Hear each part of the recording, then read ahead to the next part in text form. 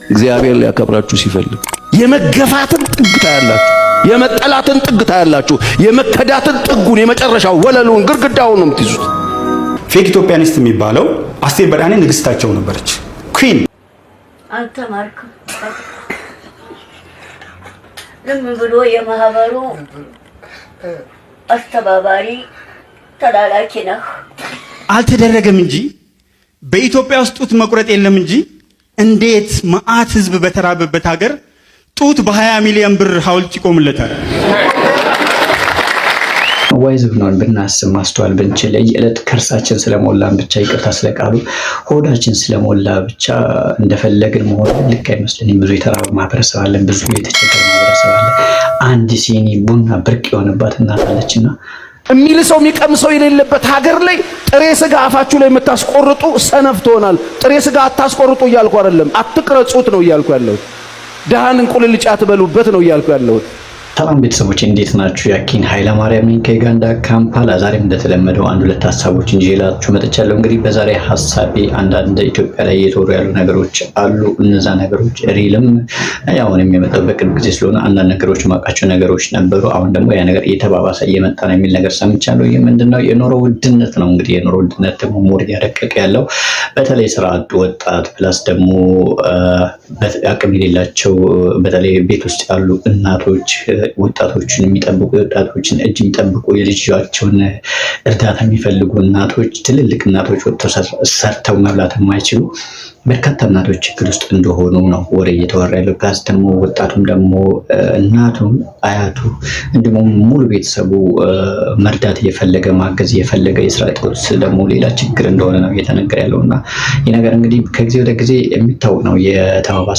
በጣም እየተባባሰ እየመጣ ያለ ነገር ነው እና መፍትሄ የሚፈልግም ነገር ነው። እንግዲህ የሚመለከታቸው አካላቶች መላው የኢትዮጵያ ሕዝብም ጭምር በተለይ ደግሞ ያው የመንግስት አካባቢ ያለው ነገሮች ተስተካክለው መፍትሄ እንደሚፈልግ ተስፋ አደርጋለሁ። እንግዲህ ይሄ ነገር በሂደት እየተስፋፋ ስለሆነ መንግስትም ሰከን ብሎ ነገሮችን አይቶ መፍትሄ እንደሚፈልግ ሙሉ እምነት አለኝ። ከዛ ውጭ ግን እንግዲህ ፓስተር ቻኔ አንድ ያለ ነገር ነበር። ነገሮች ሊስተካከሉ ሲሉ ነገሮች መልካም ሊሆኑ ሲሉ ብዙ ነገሮች ይበላሻሉ። እግዚአብሔር ሊያከብራችሁ ሲፈልግ የመገፋትን ጥግ ታያላችሁ፣ የመጠላትን ጥግ ታያላችሁ፣ የመከዳትን ጥጉን የመጨረሻው ወለሉን ግርግዳውን ነው የምትይዙት። እግዚአብሔር በሕይወታችሁ ያለውን ሊያደርግ ሲፈልግ ሁለተኛ ይሁላችሁ የመጨረሻ የብቸኝነት ወለል ላይ የማጣት ወለል ላይ የችግር ወለል ላይ የመጨረሻ መሬቱን ነው የምትይዙት። የመጨረሻ ነው የምትወድቁት። የመከራው መጨረሻ ላይ፣ የብቸኝነት መጨረሻ ላይ፣ የግፍ መጨረሻ ላይ የህይወታችሁ ርቀቱ ከቤተሰብ ተነጥላችሁ ርቀቱ የምትወድቁት ጥግ ነው። ያን ጊዜ ግራ እንዳይገባችሁ እግዚአብሔር ያለውን ያደርጋል። የሰማኝ አሜን ይበለኝ እስቲ። እግዚአብሔር ያለውን ያደርጋል በሉ፣ ጮክ በሉ ነው ያደርጋል። ጥጉን ትይዛላችሁ። ጉድጓድ ውስጥ ነው የምትወድቁት። በለቅሶ ሸለቆ በወሰነው ስፍራ የሕግ መምህር በረከትን ይሰጣል ይላል። በረከትን ያዘጋጃል። የመጨረሻ የጉድጓዱን ጥግ ትይዛላችሁ። መሬት ላይ አይደለም፣ ጉድጓዱን መጨረሻውን ትይዙታላችሁ። የግፍን መጨረሻ ታገኙታላችሁ። የክፋትን መጨረሻ ታገኙታላችሁ። መሸጥ ሕይወታችሁ ውስጥ ይገጥማችኋል። መከዳት አይደለም፣ መሸጥ። ሰዎች ተደራድረው ይሸጧችኋል፣ አሳልፈው ይሰጧችኋል። መቼ? እግዚአብሔር ሊያከብራችሁ ሲፈልግ የኔ በምትሏቸው ሰዎች ትሸጣላችሁ።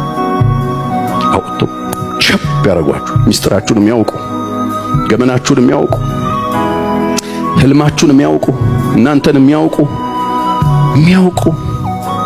አባት ለእናንተ ያለውን ፍቅር የሚያውቁ እነሱ በጥቃት ገባችሁ ያሉ ሰዎች ይሸጡ። እግዚአብሔር እየጣላችሁ አይደለም። ሰው ሲጥላችሁ እግዚአብሔር አይጥል። እስቲ አሜን በሉ።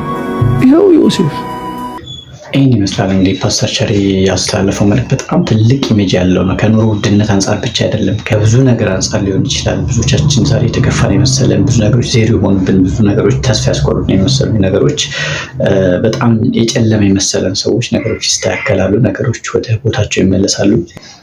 እናቶቻችን በተለይ ደግሞ በቡና እንኳን ሚዝናኑ እናቶቻችን የቡና እንኳን ሰዓታቸው በትክክል ማስኬድ ያልቻሉ እናቶች እየተከሰቱ እንደሆነ ነው የተነገረ ያለውና ይህ ጊዜ እንግዲህ ያልፋል ብለን ነው የምናምነው። ፈጣሪ ያሳልፋል ብለን ነው የምናምነው። መንግስትም የራሱ የሆነ መፍትሄ ይፈልጋል ብለን ነው የምናምነው። ወጣቱም ስራት ወጣቱም እናቱ እንዲሁም ደግሞ ፋሚሊው ሙሉ ቤተሰቡ ተቸግሮ ያየ ተምሮ ስራ ያጣ ስንት ወጣት አለና እነዛም ወጣቶቹ ነገሮች መፍትሄ አግኝተው ወደ ቦታቸው ተመልሰው ነገሮች እንግዲህ የስራ ዕድሉ መልካም ሆኖ ሁሉ ነገር ወደ ተረጋጋበት ሁሉ ነገር ወዳለበት ይመልሳል ብዬ እምነቴ ነው። ፈጣሪ መፍትሄ አያጣም። እንግዲህ መፍትሄ ይኖራል ብዬ አምናለሁ። የጊዜ ጉዳይ ነው። ስለዚህ ሁላችንም የምንችልበትን ይህን ጊዜ የምናልፍበትን አቅም ይስጠን ነው የሚባለው። ከዛ ውጭ ደግሞ በዚሁ ተቃራኒ ደግሞ ኢትዮጵያ ውስጥ ደግሞ ሌላ ታሪክ ውስጥ ሌላ ሌቭል ላይ ያሉ ማህበረሰቦች አሉ። ያው ኢትዮጵያ ውስጥ ይታወቃሉ። ሁለት አይነት ኑሮ ነው ያለው። በጣም ዜሮ ነው የኑሮ ደረጃ ውስጥ ያለና ከፍተኛ ሌቭል ላይ ያለ የኑሮ ደረጃ ነው ያለው ኢትዮጵያ ውስጥ ባላንስ ያልሆነ አኗኗር ማለት ነው። እነዚህ ሰዎች ደግሞ ፓስተር ሸሪ ለእነዚህም የሚሆን መልእክት አስተላልፈዋል እና ያንን ቪዲዮ ደግሞ አይተን እንመለስ እስኪ። የሚል ሰው የሚቀምሰው የሌለበት ሀገር ላይ ጥሬ ስጋ አፋችሁ ላይ የምታስቆርጡ ሰነፍ ትሆናል። ጥሬ ስጋ አታስቆርጡ እያልኩ አይደለም፣ አትቅረጹት ነው እያልኩ ያለሁት። ድሃን እንቁልልጭ አትበሉበት ነው እያልኩ ያለሁት። ያላችሁበት ሀገር ድሃ ሀገር ሆኖ የምንኖርበት ዓለም እንደዚህ ሆኖ ሰው በጣም ግራ በተጋባበት ሀገር ላይ በጣም የሚዘባነኑ ሰዎች አሉ። እነዚህ ሰዎች ከትራክ ውጭ ናቸው፣ እግዚአብሔርን አያውቁት። ይሄንን ከቤተ ክርስቲያን ካልሰማችሁ ሶሻል ሚዲያ ይሄን ሊነግራችሁ አይችልም። ለምን ውድድር ነው የተያዘው? ፌክ ውሸት፣ ከእግዚአብሔር ሐሳብ ሩቅ ስለሆነ ውሸት ነው። የእግዚአብሔርን ስትጥሉት የራሳችሁንም ታጣላችሁ፣ የእግዚአብሔርንም ታጣላችሁ።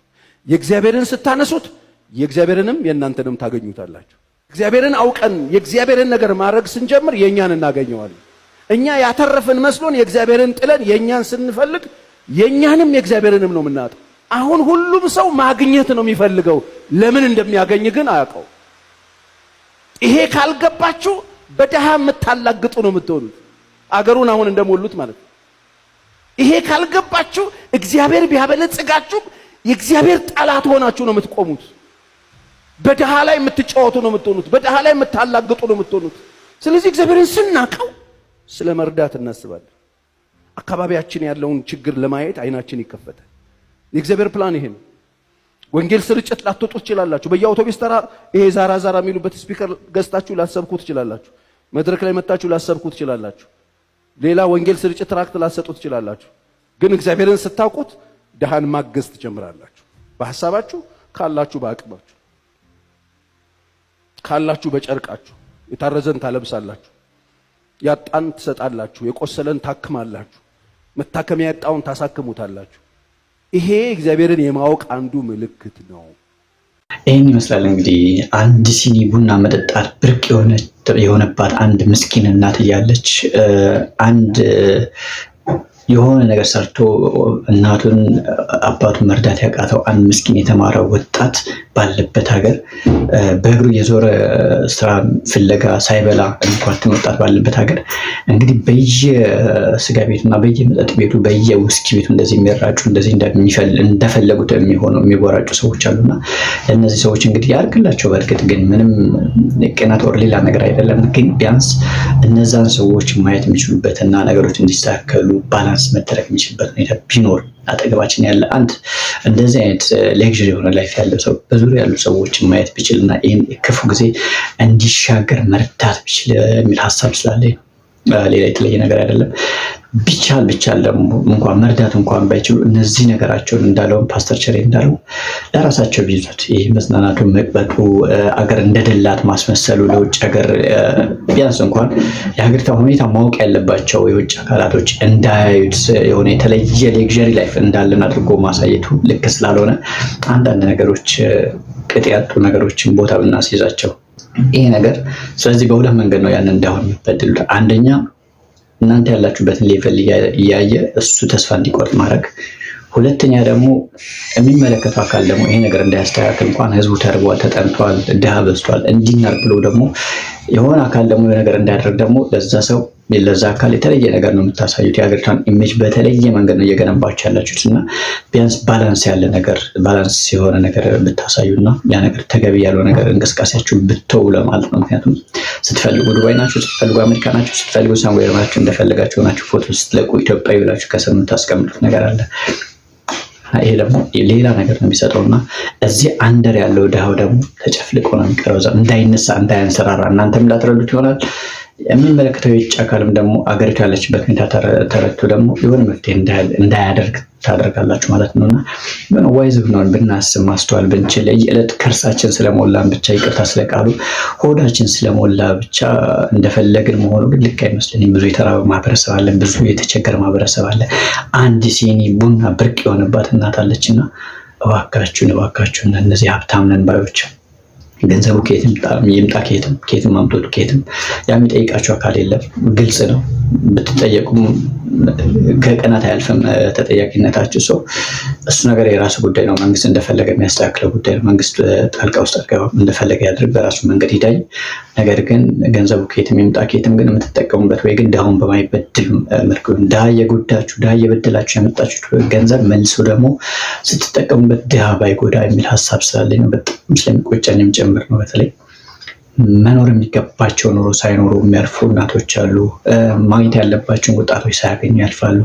4-5 ዲግሪ ይዘው ማስተርስ ይዘው ብዙ ተቸግረው ብዙ ተምረው ብዙ ተሰቃይተው የስራ እድል ዜሮ ሲሆንባቸው ያልተማረው አካል ሳምዌር ደርሶ ግፍ ሲፈጽምባቸው የመኖር ተስፋቸው ሲነጥቃቸው እና ትንሽ የሚቆጭ ነገር አለ ሀገሪቷ ላይ እና በጣም ያንገበግብ ነገር አለና ይህ ነገር መቼ እንደሚስተካከል ፈጣሪ ያውቃል። እንግዲህ እንዳለውም ነገሮች ሊስተካከል ፓስተር ቸሪ እንዳለው ነገሮች ሲስተካከል ይሆናሉ የሚጨላለሙትና የሚደፈርሱት ያው ለመጥራት ይሆናል የሚል ሀሳብ አለ። እንግዲህ መንግስት ወይ ወደ ቀልቡ ተመልሰው ነገሮች እንዲስተካከሉ ያደርጋል የሚል ሀሳብ አለ። እነዚህ ቅጥ ያጡ ሰዎችን በትክክል ልክ ያስገባልናል የሚል እምነትና ተስፋ ነው ያለኝ። ምክንያቱም ሰው ትንሽ ቅር እንዳለው መንግስትም እየገባው ያለ ይመስለኛልና ይሄ ነገሮች መጨረሻ ቢኖር ቢስተካከሉ በተለይ የኑሮ ሁኔታ መንግስት የሆነ ኢኮኖሚካሊ የሆነ የማሻሻያ ስራ ቢሰራና መፍትሄ ቢፈልግ የሚል አቋም ነው ያለኝ። ምክንያቱም በህይወታችን ኖረን የምናልፈው አንዴና አንዴ ነው። ስንት ውለታ ስንት ለሀገር ስንት ተአምር የሰራች እናት ስንት ልጅ ወልዳ ያሳደገች እናት የቡና መኖር ወይ ደግሞ ማለፍ አለባት ብዬ የሚል አቋም የለኝም። ቢያንስ መሰረታዊ ፍላጎት ነው የተሟላለት ሁሉም ኢትዮጵያዊ መኖር አለበት የሚል እምነት ነው ያለኝና ይሄ ነገር እባካችሁ በጫጫታ አይደለም፣ በሆይታ አይደለም፣ በመረበሽ አይደለም፣ ጸብ በማንሳት አይደለም፣ የብሔር ግጭት የሃይማኖት ግጭት በማንሳት አይደለም። እስኪ ሰከን ባላችሁ ባለ መሰረት እስኪ ወደ መፍትሄ የምንገባበት መንገድ ቢፈልግ በተለይ ወጣቱ ተረጋግቶ ጥያቄ ማንሳት ቢችል። ወደ ቀጣይ ቪዲዮ ስናመራ ደግሞ የታሪክ ምሁር ታዬ ቦጋለ እንግዲህ ታዬ ቦጋለ እየሳተች ነው። እንግዲህ ታዬ ቦጋለ እንደፈለገች እየፈነጨች ነው። እንግዲህ ምን እንደተወጋች አይታወቅም። በየትኛው ኢንጀክሽን እንደነኳት አይታወቅም። እንግዲህ ማን እንደነካው ጭምር አይታወቅም። እንግዲህ አላውቅም። እንደ አእምሮም የሳተ ይመስለኛል። በፊትም ደጋፊ አይደለሁም፣ አሁን ደጋፊ አይደለሁም። ግን ምንድነው ግራ ያጋባኝና ማውራው ስለሱ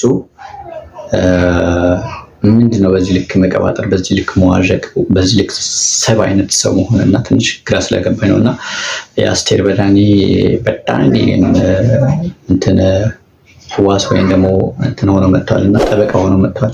እስኪ የሆነ ነገሮች ይቀርጻቸው ነውና እስኪ በፊት ነገሩን ደግሞ በፊት የነበረበትን አቋም አንድ ቪዲዮ ላሳያችሁና ለመለስ። በሀገሩ ስደተኛ አንደኛ ሆነን ያስቁኛል። ሶሪያን ተመልከቱ፣ ሊቢያን ተመልከቱ ይሉኛል። ለምን ኢትዮጵያን አታዩም? አንደኛ እኮ ናት በስደት በ85 እጅ አርሶ አደር ይዘን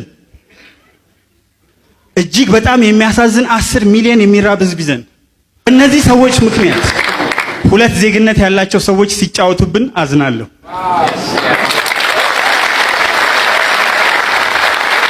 ምን አለበት እድል ኖሯችሁ እዚህ ጋር መታችሁ ባያችሁ።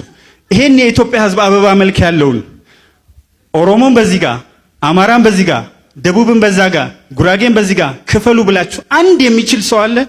መልካችን አበባ መልክ ነው። እንዴት እንደምናምር እንዴት ደስ እንደምንል ይሄን የመሰለ ታሪካችን ለምን ይጥሉታል? እኔ ብዙ መናገር ብችልም አጭር ነገር ብቻ ብዬ ልጨርስ። አድዋን ታስታውሳላችሁ? አዎ አድዋ ወዳጆቻችን አንደኛ ክፍል ከመመስረቱ ከአመታት በፊት 1896 ነው በአውሮፓ አቆጣጠር አድዋ የተደረገው። በጣም የሚገርማችሁ የአበሻ ቀጠሮ ሲባል እናደዳለሁ። እምዬ ምኒልክ የአገሬ ሰው ጥቅምት እኩሌታ ላይ ወረኢሉ ከተህ እንዳገኘህ አሉና ጥቅምት እኩሌታ ላይ 100,000 ኢትዮጵያዊ አንድ ላይ ወረኢሉ ተገናኘ። ያበሻ ቀጠሮ የምትለው በአንተ ልክ መዝነህ ነው ወይስ በአበሻ ልክ መዝነህ ነው? ተመመ ሄደ። የሚገርሙ ታላቅ ሰው አፍሪካን ቅኝ ገዢዎች በተቀራመቱበት ታላቅ ወቅት አባት ሆነሃለሁ፣ ልጅ ትሆነኛለህ፣ ሰራዊቴ ጠንካራ ነው፣ ወገንን አትጉዳ፣ እባክህ እጅ ስጠኝና ጠላት ላይ አብረን እንዝመት ብለው 6 ቦታ ብቻ ተዋግተው ትልቅ አገር የገነቡ ሐውልት ሊቆምላቸው የሚገባ ብቸኛ ሰው እምዬ ምኒልክ።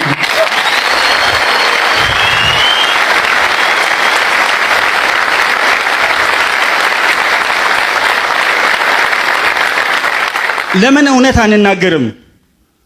እዚያ አጠገቤ የታሪክ ምሁራን አላችሁ።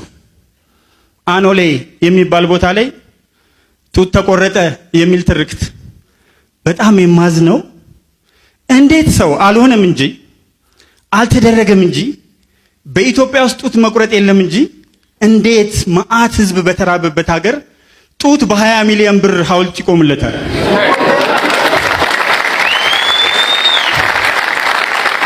ጎበዝ፣ ለዘመናት አብረን የኖርንበት ፍቅር፣ አንድ የፍቅር ሐውልት ኢትዮጵያ ውስጥ አይታችኋል? ወንድም ወንድሙን የገደለበትን ሐውልት በየቦታው ቆመዋል። መዓት ድንጋይ አለ፣ በድንጋይ ላይ ድንጋይ ያቆማሉ።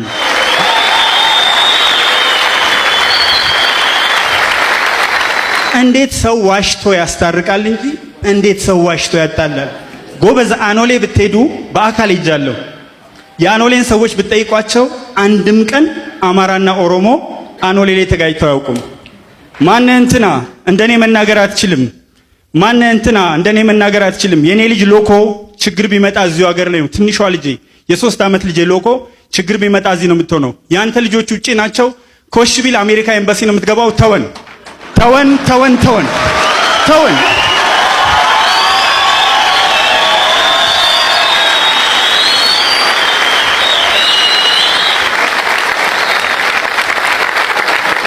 እንግዲህ በፊት የነበረው አቋሙ ይሄ ነው። ልክ አይደለም ነው ወይ? እንግዲህ ለታሪክ ምሁራኖች እንቶ በጊዜው ለነበሩ ሰዎች እንቶ እኛም ይሁን የምናውቃቸው ነገሮች አሉ፣ ከታሪክ የምንሰማቸው እንደ ልጅነታችን ማለት ነው። ሰው ልክ ነው አይደለም ሳይሆን እዚህ ጋር የመጣሁት ዋናው ታርጌቴ ልክ የሆኑም ነገሮችም አሉ፣ ልክ ያልሆኑ ነገሮችም አሉ። በእኔ አስተሳሰብ ማለት ነው። የምቀበላቸው ማልቀበላቸው ነገሮች አሉ። እንዳልኳችሁም የበቀድሞ ማድነቅ አይደለሁም፣ የአሁኑ ማድነቅ አይደለሁም። ግን የሀሳብ መዋዠቅ የአቋም መዋዠቁን ስለሚያስገርመኝ ነው ማመጣችሁ፣ ስላስገረመኝ ነው። በፊትም አንድ ፕሮግራም ሰርቼላችሁ ነበር ስለሱ። እንግዲህ አሁን ደግሞ እጥፍ ብሎ ያለበት ሁኔታ ደግሞ መልሳችሁ ስሙት እስኪ።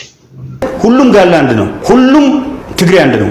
አይቅ ነው እንጂ የአማራ ጽንፈኛ ቢገባ ከሂትለር የባሰ እነዚህ ሻንቅላ ምናምን የሚል ፌክ ኢትዮጵያኒስት የሚባለው አስቴር በዳኔ ንግስታቸው ነበረች። ኩዊን በቃ አረንጓዴ ቢጫ ቀይ ለብሳ መድረክ ላይ እንትን የምትል ካልተሸከምንሽ በአንቀልባ ካላዘልንሽ ስታስነጥስ ሶፍት ካላቀበልን የሚለው ቡድን ነው አሁን ዛሬ እንትን ሚላት። እና አስቴር በዳኔ ንግግሩን የተናገረችው አነሰ ቢባል ከ3 ዓመት በፊት ነው ሰምቼዋለሁ። ሁለተኛ እስከ 22ኛው ደቂቃ ያለውን ሐሳብ ሳይሆን ከዛ በኋላ ነው የተቆረጠው የአስቴር በዳኔ። ሶስተኛ የምትናገራቸው ነገሮች ምንድናቸው ከማለቴ በፊት አስቴር በዳኔ በዚህ ፌክ ኢትዮጵያኒስት ምለዋለ ቅድም ኢንተርናሽናሊስት እንደምለው እንደጀመርኩት አስቴር በዳኔ የራሷን አመለካከት አራምዳለች። ባራመደችው ሐሳብ ውስጥ ይሄን የሚሉ ሰዎች የሚተቿትን በሙሉ አይቻለሁ። ዶክተር ደቡብ አፍሪካ ያለው እኛም በተመለከተ እኛን የሚለው ኢትዮጵያ ነው፣ ኢትዮጵያ የሚለው አማራ ነው፣ ሌላው አይደለም ማለት ነው። እኛም በተመለከተ ኢትዮጵያን በተመለከተ አማራን በተመለከተ ሁሉም ጋር አንድ ነው፣ ሁሉም ትግሬ አንድ ነው። ቃል በቃል ነው። አንድ አልጨመርኩባትም፣ አንድ አልቀነስኩ። ኢትዮጵያን አጣብቆ ያዘው ይላል ብርጋዴር ጀነራል ተፈራ ማሞ ጫካ ያለው አማራ ነው። ሻለቃ ዳዊት ወልደ ጊዮርጊስ ኢትዮጵያ አማራ ናት፣ የአማራ ናት፣ ለማን ነው የምንሰጣት ይላል። ሙሉ ቪዲዮ እንሰጣለን። መጀመሪያ በምን ሞራል ነው አስቴር በዳኔ የሚተቹት? ኢዝ ማይ ኩዌስችን። መጀመሪያ አንተ ጋር ያለውን ኢንተርናሽናሊስት የሚሳደበውን ብሔርን እንደ ብሔረሰብ ሲሳደቡ የሚሉትን ሰዎች ሳይነኩ እሷ ምንድን ነው ያለችው? አንድ ብሔር አለች። መቼም የአማራን አርሶ አደር 80%ቱን አይደለም የግዴታ እኮ ኤክስፕሊሲት ላይ አይደለም የተናገረችው፣ ኢምፕሊሲት በሆነ መንገድ ነው።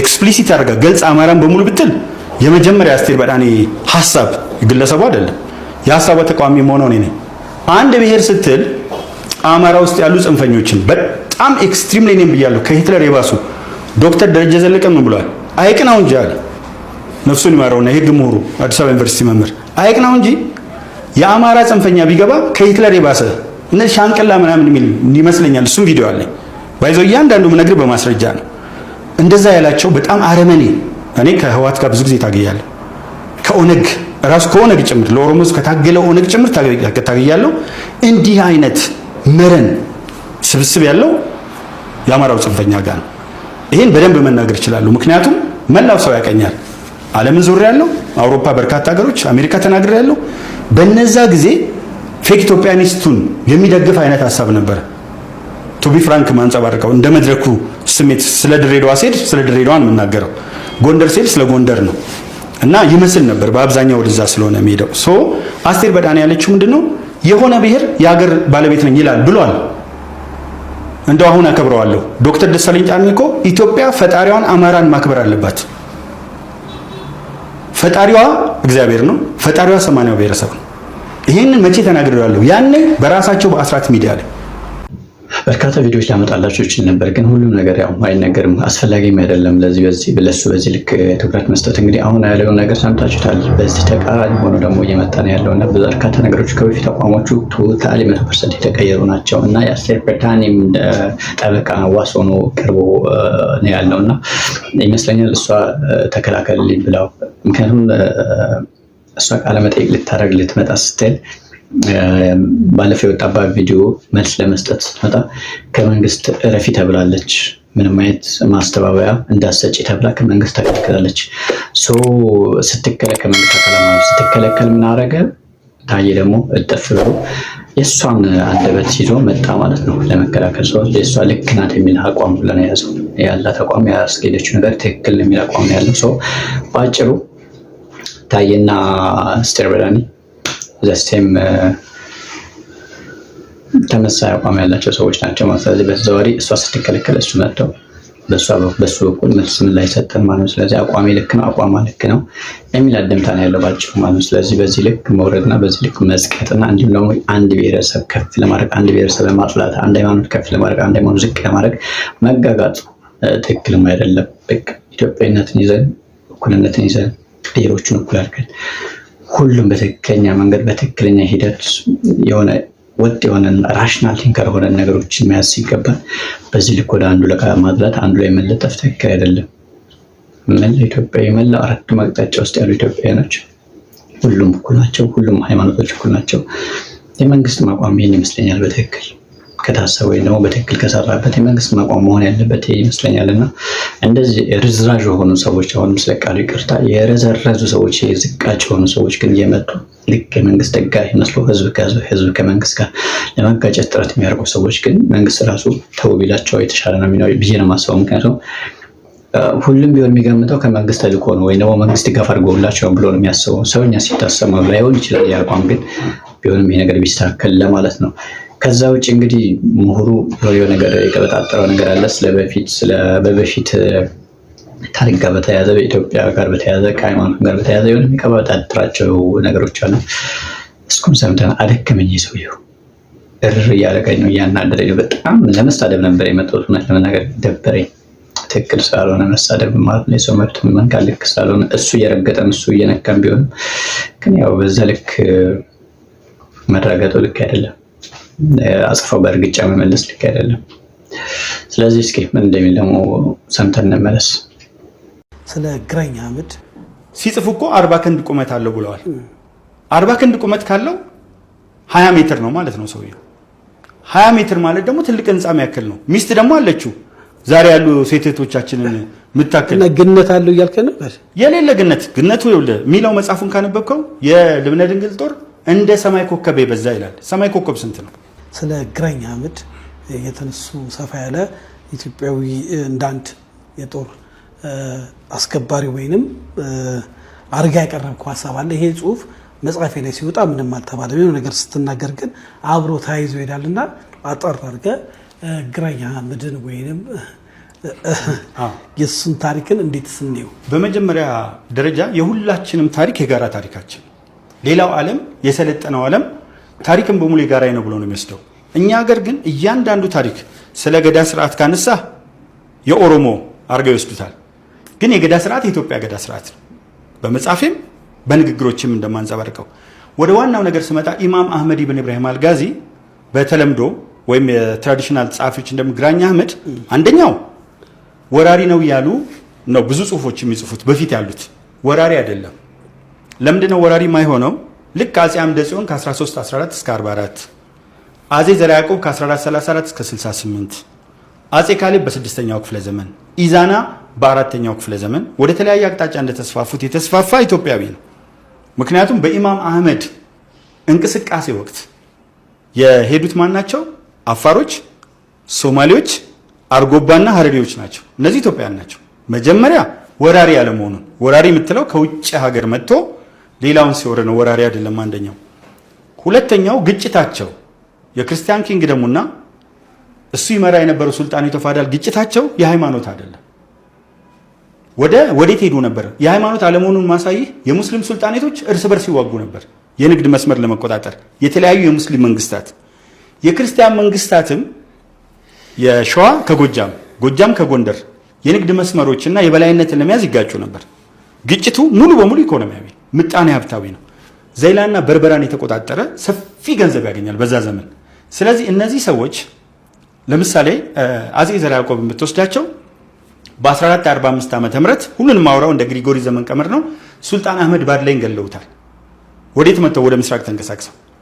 በ1517 ልብነ ድንግል ማህፉዝ የሚባለውን መሪ ገሎታል። ከኢማም አህመድ በፊት የነበረውን 1517 ላይ። ይህን ተከትሎ ነው የአጼ ዘርዓ ያዕቆብ ባለቤት እሌኒ የሃዲያዋ እሌኒ ደብዳቤ ጽፋ በ1520 ፖርቹጊሶች መጡ። ከዛ ናቃቸው ልብነ ድንግል። ለምን? አሸንፏል። ባሸነፈ በ3 ዓመቱ ነው የመጡት። ከሱ በፊትም ያሉት ክርስቲያን ኪንግ ደግሞ ያሸንፋል። ፓወርፉል ነው። አንድ ላይ ነው የሚንቀሳቀሰው። አደረጃጀት አለው። ከዛ እነሱ ስለናቃቸው በ1526 ተመልሰው ሲወጡ ኢማም አህመድ በ1527 መንቀሳቀስ ጀመረ። ግራኝ የምንለው ማለት ነው። እኔ ግራኝ ያለውም ኢማም አህመድ ኢብን ኢብራሂም አልጋዚ ነው። ስሙ አህመድ ኢብራሂም ነው።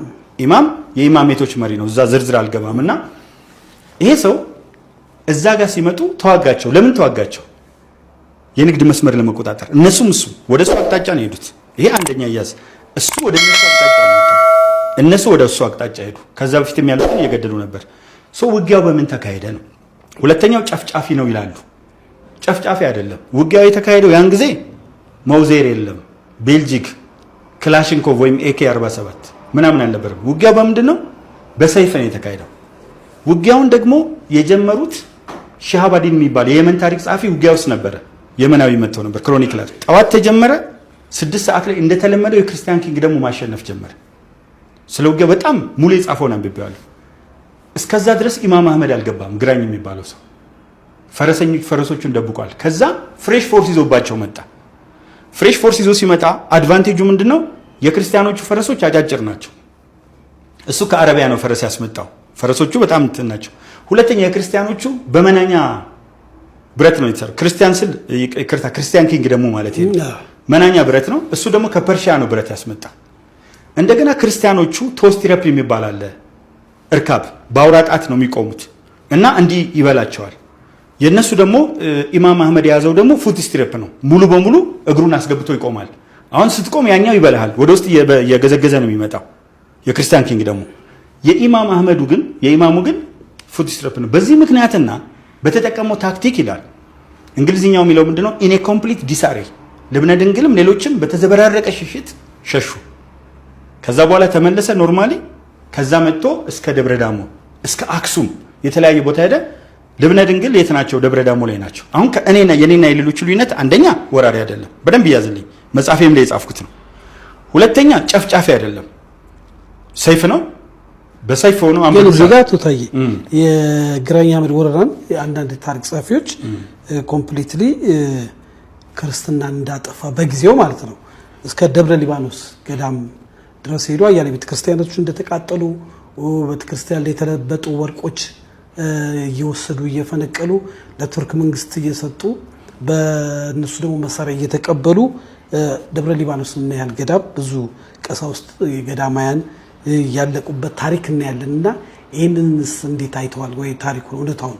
በጣም ጥሩ ነው። መጀመሪያ ግራኝ አህመድ ወይም ኢማም አህመድ ኢብን ኢብራሂም አልጋዚ የተንቀሳቀሰው ወደ ሰሜን ብቻ አይደለም። ከወላይታ ጋር ተዋግቷል። ወላይታ በኦሮሞም ንቅናቄ በኢማም አህመድም ግጭት በአጼ ምኒልክም ወላይታዎች በጣም ረዚስት አድርገዋል ሄዷል። ወደ ደቡብ ለምን አልቀየረም? አስገድዶ ሙስሊም ያደርጋል ነው የሚሉት። አንደኛው አልቀየረም። ሁለት ጎጃምን ይዞ ነበር። ጎጃም የት አለ ሙስሊም የሆነው? አላስገድደም። እስከ ትግራይ ሄዷል። ሙስሊም አልሆኑም። አንዱ አስገድዷል የሚለው ነገር ስህተት ነው። ሁለተኛ መጽሐፍቱ የተጻፉት በማን ነው የሚለውን ነገር ነው የምናየው። በኢትዮጵያ ታሪክ ውስጥ ትልቁ የታሪክ መዛባት የሚኖረው ገድሉ ላይ ሲጽፉ እኮ 40 ክንድ ቁመት አለው ብለዋል። 40 ክንድ ቁመት ካለው 20 ሜትር ነው ማለት ነው ሰውየው። 20 ሜትር ማለት ደግሞ ትልቅ ህንጻ የሚያክል ነው። ሚስት ደግሞ አለችው ዛሬ ያሉ ሴቶቻችንን ምታክል ግነት አለው እያልከ ነው። የሌለ ግነቱ ይኸውልህ የሚለው መጽሐፉን ካነበብከው የልብነ ድንግል ጦር እንደ ሰማይ ኮከብ የበዛ ይላል። ሰማይ ኮከብ ስንት ነው? ጋላክሲዎች ምናምን እንደ ባህር አሸዋ ይላል። ከዛ በኋላ ይሄን ሰውዬ ለምንድን ነው የተሸነፍነው የሚለውን ለማሳየት መጥፎ ስዕል ሳሉ። አንደኛ ከካህን የተወለደው አባቱ ኃጢአት ሰርተው ነው። አንዲት ሙስሊም ከአዳን የመጣች ገብተው ረጅም ስለሆነ ታሪኩ ለዚህ ስለማይጠቅመን ነው። አንድ እሱ አሉ። ሁለተኛ ምን አለበት ጀግና ብታመጣልኝና አንድ አባቶች ክብሬ ቢጻፍ ብለው የስንዴ ክምር ሁሉ በጥይት ይመቱ ነበር። ይሄንን አይቶ ፈጣሪ ተቆጣና ይለዋል። ይሄ 40 ክንድ መጣ። አሁን ቅድም የጀመርኩት እቺ ሜትር ከ50 ሜትር ከ60 የምትሆን ባቲ ድል ወንበራ የምትባል ሴትዮ ባዮሎጂካሊ እንዴ ቁመቱ 20 ህንጻ ካከለ እኮ ባዮሎጂካሊ ሁሉ ነገር ፕሮፖርሽናል ነው። ግሩም ትልቅ ነው። 43 ቁጥር አይደለም ያደርገው 50 ነውና አብራው መኖር አትችልም። አሁን አንዱን ፋላሲ እዚህ ጋር ተመልከተልኝ። ሌላው የሚስሉት ቀዘባ ማርያም ደብረ ሊባኖስ ሄጄ ነበርና ትልቅ ድንጋይ አለ። ትንሽዬ ቋጥኛ ያለች ቀዘባ ማርያምን ሊመታት ሲል ይለዋል። ካቱኮ ያነሳው እንኳን ሰው ሊጨፈልቃት ሲል በኃይለ እግዚአብሔር 6 እርምጃ ወይም 8 እርምጃ ፈቀቅ አለ ይችላል ቤተክርስቲያኑ ሊጨፈልቅ። ከዛ እንትን ሲል እቺ ድንጋይ አለች ትንሽዬ፣ በዚች ድንጋይ እግዚአብሔር አቆማት ይላል። አሁን እንደዚህ አይነቶቹ ነገሮች ገድሎች አንዳንዶቹ ድሮ የተጻፉት በድሮ አስተሳሰብ ነው የተጻፉት። ንጹህ ገድሎች አሉ ብዙ በኢትዮጵያ ኦርቶዶክስ ተዋሕዶ ቤተክርስቲያን በጣም ትክክል የሆኑ አዋልድ መጻሕፍት አሉ ማምንባቸው። ነገር ግን ከታሪክ አንጻር የተጻፉት በዛ በኩል ያለውን ሌላ ነገር ያደርጉታል። አሁን እሱን ሱፐር ከሰማይ የመጣ ባይዞ ሚዙ ሙስሊሞችም አምነውት ነበር። እሱ እኮ ሲመጣ ወዲያው ነው የሸሹት። የሱ ጦር ፒተር ሲመታው በጥይት ወይና አደጋ ላይ 1543 ኢሚዲየትሊ ነው የተበተኑት። ለምን ኢማም አህመድ መጣ ከተባለ ግራኝ መጣ ከተባለ ክርስቲያኑ ዩሴን ቦልት አይሮጥም። እሱ እንደሚለው ለሙስሊሙ ደግሞ ሞራል ነው፣ ተዋጊ ነው። አንዳንድ ኢትዮጵያዊ ነገስታቶች ያው የግዛት መስፋፋት እንዳደረጉት እንደዛ እንውሰደው። እሱን የምትወስድልኝ ምን መሰለህ መሪ ነው ነው የምለው እኔ። በኢትዮጵያ መሪዎች ተርታ መግባት አለበት ነው አንዱ የሚያጣላኝ ከሌሎቹ። ለምን የታሪክ ፋላሲ ያመጣ ማለት ላሳይህ ብዬ ነው። ከ1527 እስከ 1543 እንደሱ ስጠይቀኝ ደስ ነው የሚለኝ። በጣም ካንተ ጋር የማደርጋቸው ውይይቶች በጣም አሪፎች ናቸው። ለምን ቻሌንጅ እፈልጋለሁ። ከ1527 እስከ 43 ወታደራዊ መሪ እሱ ነው። ፖለቲካዊ መሪ የሚያስገብረው እሱ ነው። ኢኮኖሚውን 100% የተቆጣጠረው እሱ ነው። ልብነ ድንግል እኮ ደብረ ዳሞ ላይ ነው ያሉት በጠፍር የሚወጣበት። እንግዲህ ታይሻ ቦጋለ በምሁራን አንደበቱ ይሄን ብሎናል። ታሪኩ እውነት አለው እውነት የለውም ያው ለታሪክ ምሁራኖችን ተው ምንም የምናውቃቸው ነገሮች ናቸው ማለት ከታሪክ ካነበብናቸው መጽሐፍቶች በትምህርት ቤት ከተማርናቸው መጽሐፍቶች አብዛኞቹ የተጠቀሱና ሪል የሆኑ ታሪኮች ናቸው። የሆኑ መንገድ የሳቱ ታሪኮች ፋላሲ የሚፈጥሩ ታሪኮች ቢኖሩ የምናውቃቸው ታሪኮች ናቸው በብዛት የሚተረካቸውና ግን እኔ አሁን ይሄን ያመጣሁት የታሪክ ምሁር ነኝ ካለ ታሪኮችን ባያፋልስ አሁን ያለው አቋም በተለይ ደግሞ ወደ አንድ አካል ተለጥፎ ኢትዮጵያን ባያጠለሽ የሆነ ብሔሮችን ነጥሎ ከሆነ ብሔር ባይመታ የሆነ ሃይማኖት ላይ ተለጥፎ የሆነ ሃይማኖት ባይመታ ይህ ታሪክ ምሁርነቱ በትክክል ራሱን አፕዴት አድርጎ በትክክል ተስተካክሎ ኢትዮጵያዊነትን ቢሸት እና የሆነ ሃይማኖት አንስተን ከሆነ የሆነ ሃይማኖት ደግፌ የሆነ ሃይማኖት መስደብን ያቅቶኝ አይደለም፣ ግን ትክክል አይደለም። አሁን ያለውን ፖለቲካ እንደፈለግ ተሳድቤ ደግሞ ሌላ የፖለቲካ ኃይል ወይ ደግሞ ወይም የሆነ አካል እንኳን ማወደስ አቅቶኝም አይደለም፣ ግን ትክክል አይደለም። በቃ አለቅ ባላንስ ማድረግ ነው ያለብን። እየገዛ ያለው አካል ትክክል ከሆነ ትክክል ነው፣ ትክክል ካልሆነ ይሄ ስህተት አለበት። ራሽናል ቲንከር ሆነ እንደ ወጣት በተለይ አንተ ደግሞ እንደ ምሁር ትክክል ከሰሩ ትክክል ካልሆኑ ደግሞ ትክክል አይደለም ብለህ ነው መቅረብ የነበረብን እንጂ በዚህ ልክ መቆዝቆዝ ኢዝ ናት ፌር። መስተካከል ያለበት ጉዳይ አለ። እኔ አሁን የትኛው ፖለቲካ ኃይል ደጋፊ አይደለሁም፣ የትኛውም አጨብጫቢና አሸብሻቢም አይደለሁም። ግን ትክክል ሲሰሩ ትክክል ናቸው፣ ትክክል ሳይሆን ሲቀርበው ይሄኛው ቶታሊ ስህተት ነው ብዬ በድፍረት ልናገር እችላለሁ። ይሄ ደግሞ ናቹራል ነው፣ በቃ ሰውኛ ነው፣ መብቴ ነው ኤክሰርሳይዝ እያደረኩ ያለሁት። ከዛ ውጭ ግን ለሆነ አካል ማሸርጎድ ለሆነ አካል ተቃራኒ ሆኖ መቆም አስፈላጊ አይደለም። እንደ ኢትዮጵያዊነት ሳስበው ልክም ስላልሆነ ማለት ነው። ሀገሬ ነች፣ ማንም ይግዛት፣ ማንም ያስተዳድራት፣ ማንም ትክክለኛ ነገር እንዲሰራላት ብቻ ነው የኔ አቋምና ወጣቱን በዛ ልክ መቆም ቢችል። በተረፈ በሌላ ፕሮግራም እንገናኛለን። የሚያበሳጩን እነዚህ ረዛዦች ምን አድርገን እንደምንጨርሳቸው አላቅም። እረፉን በላቸው፣ ግድ የላችሁም፣ እረፉን በላቸው። ያባሉናል፣ ያስተላልቁናል። የምር ነው። አንዴ በሃይማኖት እየመጡ አንዴ በፖለቲካ እየመጡ አንዴ በዘር እየመጡ አንዴ በቀለም እየመጡ ያባሉናል። የአስቴር ብርሃን፣ ታዬ ቦጋለ፣ ምናምን እነ ሰኚ እነ ጂጂክሳ የሚባሉ ርዝራዦች ገና ብዙ ነገር ያደርጋሉ። መንግስትም ህዝብም እረፉ፣ አደብ ግዙ ሊላቸው ይገባል። ዛሬ መልእክቴ በዚህ ጨረስኩኝ። ሰላማችሁ ይብዛልኝ።